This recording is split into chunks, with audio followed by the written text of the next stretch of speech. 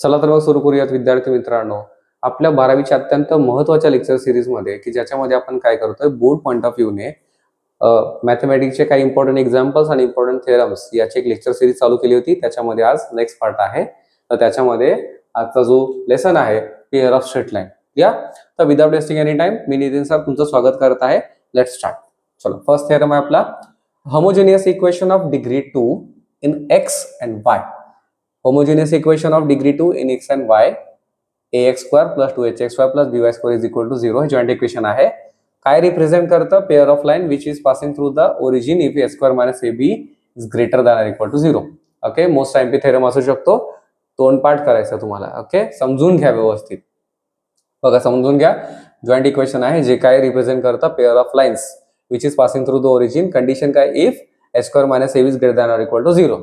मग आपण काय करणार? एक होमोजेनियस इक्वेशन कन्सिडर करणार which has degree 2 in X and Y. तर कोणतं इक्वेशन आहे? ax square plus 2hx plus by square is equal to 0. Consider the homogeneous equation of degree 2. Homogeneous equation ह्याला विसरायचं नाही. Homogeneous equation of degree 2 in X and Y. कोणता equation आहे? ax square plus 2hxy plus by square is equal to 0 ह्याला equation 1 म्हणायचं. हे कुठून घेतलं आपण? त्यांनी मला गिवन मध्येच दिलेलं आहे. पुढं मग जर असं आहे तर आपण म्हणेल कन्सिडर 2 केसेस. 2 केसेस आपल्याला कन्सिडर करायचे आहेत. क्लिअर? तू कोणत्या केसेस आहेत की बी हा माझा एकतर 0 असेल किंवा बी माझा नॉन 0 आहे. ह्या 2 केसेस मला कन्सिडर करायचे आहेत. ह्या 2 केसेस, दिस 2 केसेस आर एक्झॉस्टिव्ह. ओके, तर आपल्याला बघा कसे एक्झॉस्टिव्ह असतील समजून घ्या व्यवस्थित. केस 1 मध्ये if B is equal to 0 then equation 1 मला कसं मिळतं? बघा, इक्वेशन 1 बी जर माझा 0 आहे तर 0 इंटू वाय स्क्वेअर इज 0. तर मला राहतं ax स्क्वेअर. हे बघा, ax square plus 2hxy is equal to 0. तर दोघांमध्ये कॉमन काय आपल्याला मिळेल? x फक्तच कॉमन मिळेल. बरोबर, x कॉमन राहिल्यानंतर x राहतं, इथे राहतं ax plus 2hy is equal to 0 which is the combined equation of lines. मग कंबाईंड इक्वेशन कसं मिळेल? x इज इक्वल टू 0 साठी आणि ax plus 2hy is equal to 0 साठी. ओके, याचा अर्थ we observe that this 2 lines are passing through the origin. समजला? Case 1. केस 1 मध्ये फक्त आपण काय घेतलं? बी इज इक्वल टू 0 साठी. मग केस 2 मध्ये काय घ्यायचं? बघा, समजून घ्या. केस 2 बी इज नॉट इक्वल टू 0 साठी घ्यायचा. जर बी इज नॉट इक्वल टू 0 याचा अर्थ होल इक्वेशनला बी ने मल्टिप्लाय करावं लागेल आपल्याला. मग समजून घ्या. If b not equal to 0 then we multiply the equation 1 by b. Equation 1 ला मल्टिप्लाय करा, देन मिळेल आपल्याला ab into b ax square, sorry ab into x square. ax square होता तर b आला abx स्क्वेअर प्लस 2hxy होता तर 2hbxy plus by square होता तर b into b is b square, y square is equal to 0. Clear? तर समजून घ्या, मी फक्त रिअरेंजमेंट करतोय आणि शिफ्टिंग करतोय. याला जर राईट साईडला शिफ्ट केलं तर तो प्लसचा मायनस होणार. b square y square plus 2hbxy is equal to minus ab square. समजून घ्या. To make LHS complete square, we add h square x square to both side. Completing square method माहिती आहे ना आपल्याला? बघा, चला पुढे मग आपल्याला काय मिळेल? कम्प्लीट स्क्वेअर जर मला बनवायचं आहे तर मला काय करायचं आहे? या दोन्ही साईडला मला h square x square add करावं लागेल. ओके, याला कम्प्लीट स्क्वेअर बनवायचा तर मला इथे पण घ्यावं लागेल, इथे पण घ्यावं लागेल. तर मला काय मिळेल? b square y square plus 2hbxy plus h square x square. तो म्हणा सर हा h स्क्वेअर x स्क्वेअर आला कुठून? ओके, तर तो half into coefficient of xy कडून, कोएफिशिएंट ऑफ x कडून. तर बघा, समजून घ्या, हा कोएफिशिएंट ऑफ x आहे ना आपल्याकडे, कोएफिशिएंट ऑफ ओके, तर तसं घेऊ शकता तुम्ही. तर तुम्ही बघा याच्यामध्ये मला काय मिळेल? Half into coefficient of xy. तर तुम्हाला काय मिळेल याच्यामध्ये? या इक्वेशन मध्ये कुठे? सॉरी, या इक्वेशन मध्ये तुम्हाला काय मिळेल? hx मिळेल, sorry coefficient of y.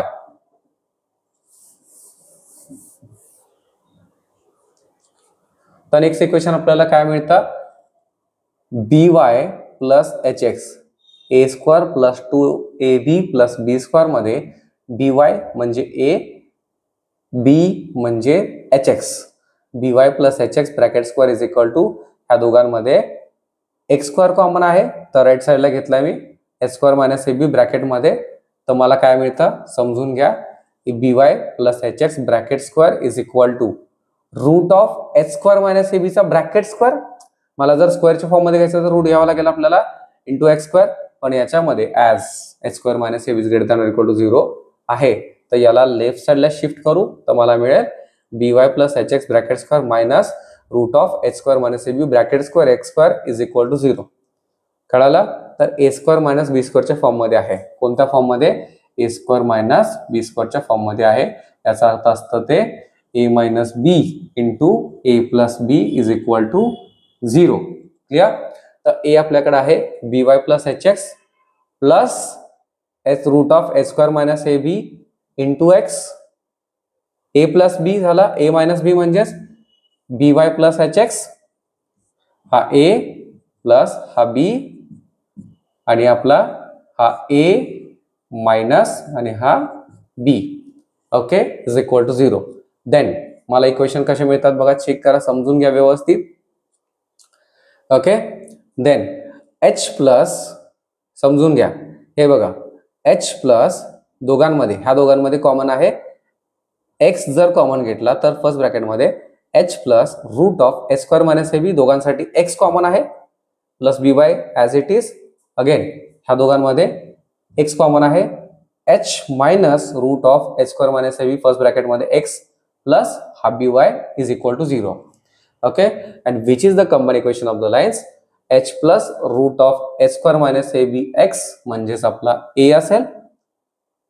Okay, x plus by is equal to 0 first equation,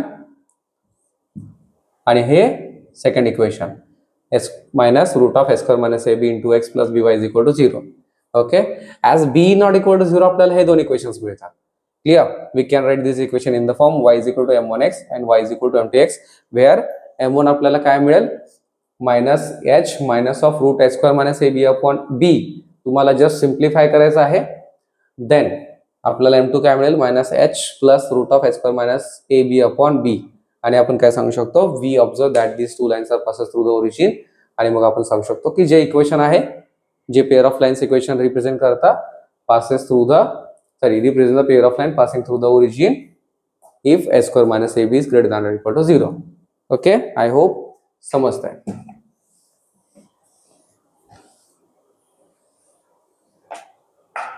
next,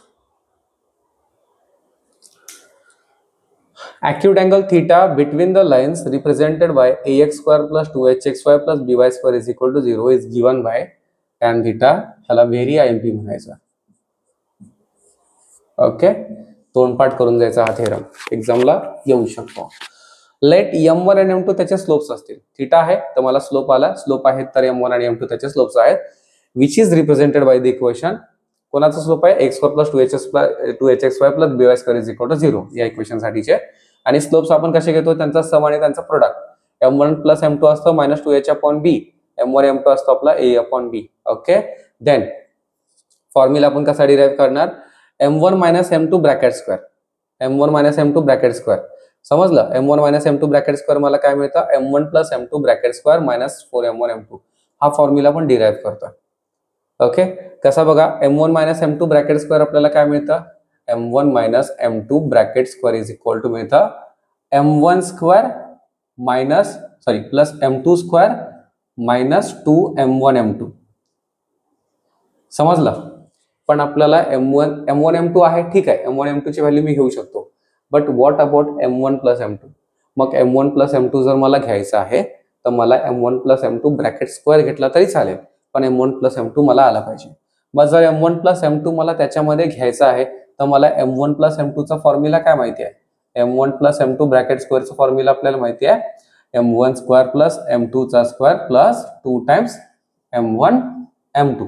तर मग याची गरज आहे ना 2m1 m2 ची, मग मी त्याच्यामध्ये ऍड करेल m1 square plus m2 square as it is, गरज आहे प्लस 2m1 m2 ची.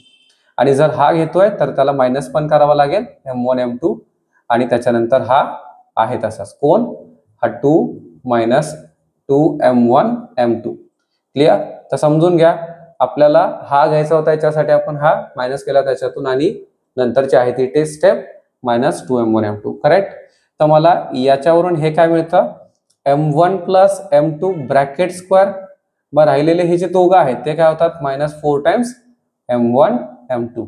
ओके, तर मग त्याच्यावरून आपण फॉर्म्युला कसा डिराईव्ह केला, m1 minus m2 bracket square is equal to m1 plus m2 bracket square -4 times m1 m2. हे 10वीच्या क्वाड्रॅटिक इक्वेशन मध्ये तुम्हाला किंवा अरिथमेटिक प्रोग्रेशनच्या याच्यामध्ये चॅप्टरमध्ये तुम्हाला बघायला मिळालं असेल. ओके, तेच फॉर्म्युले रिपीट झालेले आहेत. Then m1 minus m2 bracket square मला काय मिळतं, मग m1 प्लस m2 आपल्याकडे आहे -2h/b bracket square -4 times m1 m2 that is a/b -2h/b चा ब्रॅकेट स्क्वेअर याचा अर्थ 4h² square -4 times ab/b square. का बरं ab/b स्क्वेअर घेतोय मी, हे बघा समजून घ्या. इथं मला काय मिळतं, एक स्टेप मी वाढवतो, 4h²/b square is equal -4a/b. Okay, इथं b स्क्वेअर आहे, इथं b आहे. मला काय करावं लागेल, डिनॉमिनेटर सेम करण्यासाठी इथं दोघांना b ने मल्टिप्लाय करावं लागेल. देन मला काय मिळतं 4ab/b square. Okay, next step मध्ये समजून घ्या किंवा स्क्रीनशॉट काढू शकता. तर याच्या नेक्स्ट स्टेप मध्ये मला काय मिळेल,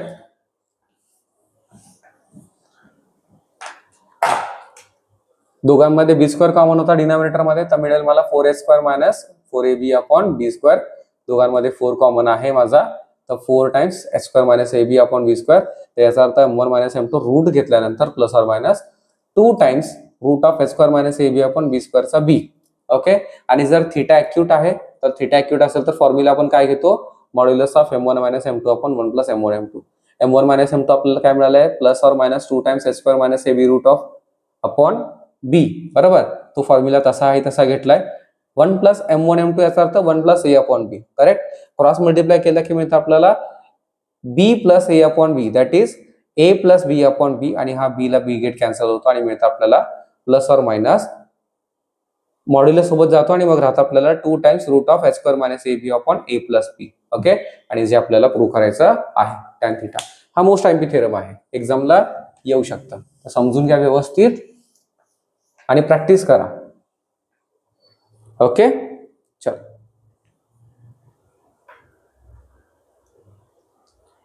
चला, तर मग हा पार्ट इथे संपतोय. तर याच्या नेक्स्ट पार्ट मध्ये आपण काय करू, नेक्स्ट चॅप्टरचे थेरम घेऊ. ओके, चलो, समजलं असेल आय होप. नसेल समजलं तर त्याची प्रॅक्टिस करत राहा, व्हिडिओ पुन्हा एकदा बघा, समजून जाईल. Okay, thank you.